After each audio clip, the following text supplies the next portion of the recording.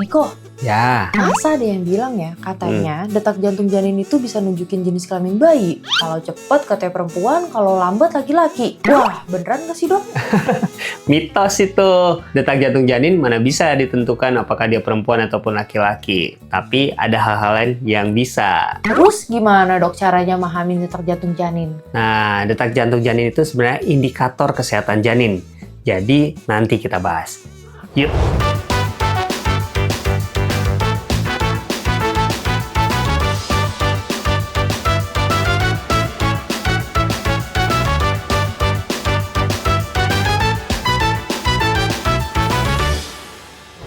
Hai Smart Moms Indonesia, welcome back to Dr. Niko Channel. Nah, kita akan bahas tentang detak jantung janin ya. Sebenarnya detak jantung janin tadi seperti yang sudah saya katakan sebelumnya, detak jantung janin adalah indikator kesehatan janin. Mengapa demikian? Ini faktanya. Sebenarnya pembentukan jantung sudah selesai di minggu keempat kehamilan. Namun karena masih kecil, masih sulit untuk dideteksi. Dan biasanya di usia kehamilan 6 minggu ke atas baru bisa kita lihat adanya fetal node atau badan janin berikut dengan detak jantung janinnya. Detak jantung janin bervariasi. Pada awal kehamilan, detak jantung hanya berkisar antara 90-110 denyut per menit. Tetapi apabila sudah memasuki 7-8 minggu, maka detak jantung janin bisa saja meningkat antara 140-170 kali per menit. Nah, oleh karena itu, pada awal-awal kehamilan, kita masih bisa melihat antara 110-170 denyut per menit itu masih bisa dikatakan normal. Dan denyut jantung baru akan menurun bila sudah memasuki trimester kedua, yaitu sekitar 110-160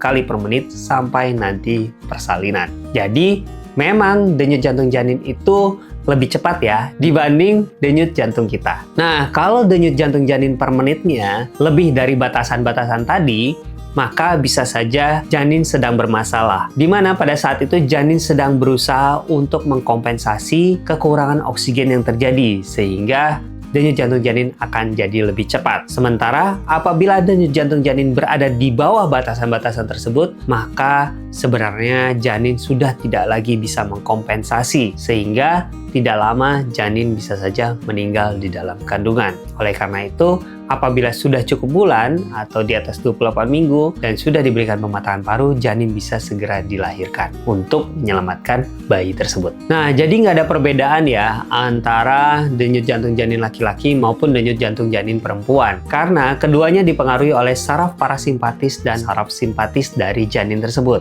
Pada bayi-bayi yang sudah memasuki cukup bulan atau trimester ketiga ke atas, saraf simpatis sudah bekerja sehingga denyut jantung janin tidak terlalu kencang lagi. Tetapi denyut jantung janin ini sangat dipengaruhi oleh aktivitas gerakan janin. Apabila aktivitas gerakan janinnya sangat aktif, maka denyut jantung janin juga bisa meningkat. Sama seperti kita saat berolahraga, denyut jantung kita juga bisa meningkat. Nah, demikian pula pada janin. Jadi, bukan karena laki-laki atau perempuannya ya, tetapi lebih pada keaktifan dari janin tersebut di dalam rahim. Kalau bayinya perempuan dan aktif, bisa saja denyut jantung janin juga tinggi. Dan sebaliknya, demikian juga pada bayi laki-laki. Denyut jantung janin bisa dilakukan pengukuran menggunakan beberapa alat, seperti dengan USG ataupun dengan Doppler yang portable. Tetapi penggunaan Doppler yang portable haruslah berhati-hati. Mengapa demikian? Karena apabila digunakan oleh orang yang tidak terlatih, maka bisa saja yang didengar bukan denyut jantung, melainkan bising usus ibu ataupun denyut jantung ibu. Sehingga hal ini bisa mempengaruhi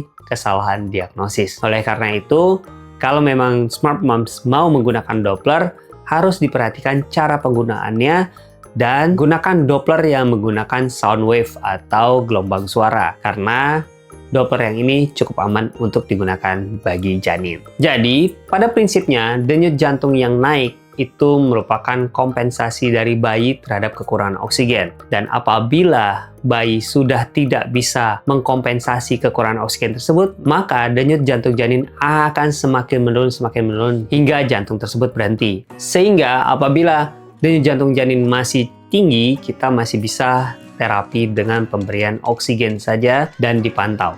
Tetapi jika tidak, maka harus segera dilahirkan untuk menyelamatkan bayi tersebut. Terutama apabila denyut jantung janin sudah di bawah 110 kali per menit. Nah, apabila Smart Moms menggunakan Doppler dan didapatkan denyut jantung janin di bawah 110 kali per menit, pastikan dengan meraba nadi Smart Moms sendiri untuk memastikan itu adalah denyut jantung janin dan bukan denyut jantung Smart Moms. Pada kasus bayi yang kekurangan oksigen, maka gerakan janin pun akan semakin berkurang. So, kalau gerakan bayi berkurang, maka Smart Moms wajib memberikan informasi tersebut ke dokter kandungan Smart Moms agar segera ditindaki, sehingga bisa dilakukan pemeriksaan CTG untuk memastikan kondisi janin Smart Moms dalam keadaan baik-baik saja atau memerlukan pertolongan segera.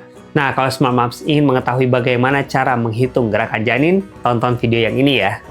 Jadi gitu deh ya, dan Smart Moms, paham kan? Jika Smart Moms masih punya pertanyaan lain, boleh nih tulis di kolom komentar di bawah, atau kunjungi Instagram saya di Nicholas_SPOG. Dan ingat-ingat untuk like, subscribe, dan share video ini supaya saya tetap bisa menjawab pertanyaan Smart Moms se-Indonesia.